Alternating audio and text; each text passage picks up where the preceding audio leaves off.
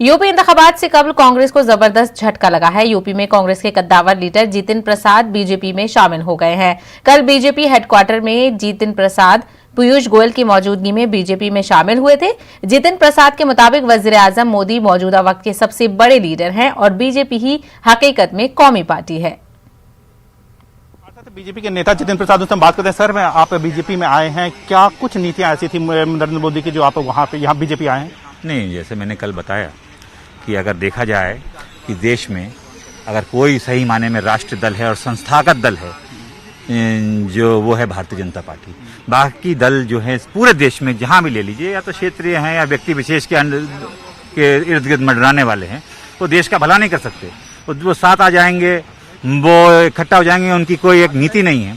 मगर आज जो देश की जरूरत है, जो देश विदेश में भारत का सम्मान है, जो आने वाले पीढ़ियों का इस दशक में निर्णायक जो अवसर आएंगे, उस सब के देखते हुए, दृष्टिकोण रखते हुए मैं इस निष्कर्ष पे पहुंचा हूं कि भारतीय जनता पार्टी और प्रधानमंत्री नरेंद्र मोदी जी के नेतृत्व में ही सफल और सक्षम और वो पूर्ति हो सकती है। सर, मैं उत्तर प्रदेश में चुनाव होने वाले हैं। सर, क्या आपको लगता है कि किन मुद्दों पर चुनाव होंगे, किस नेतृत्व पे?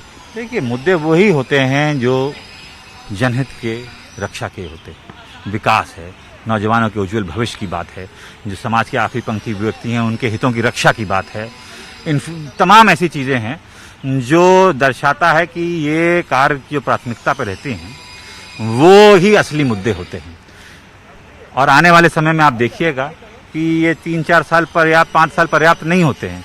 जनता फिर भारतीय जनता पार्टी को मौका देगी, अवसर देगी, ताकि जो कार्य शुरू किए गए हैं और जो आने वाले समय पे जो कार्य होंगे वो उनकी पूर्ति के लिए जनता पूर्ण विश्वास भारतीय जनता पार्टी पर। सर, आखिरी सवाल जानना चाहूंगा कि जैसा लगातार बीजेपी के तमाम नेताओं, प्रधानमंत्री हों या फिर जेपी नड्डा जी हों या फिर अमित शाह हों, कांग्रेस मुक्त भारत की बात करते हैं, क्या आपको लगता है कि आने वाले दिनों में ऐसा हो जाएगा?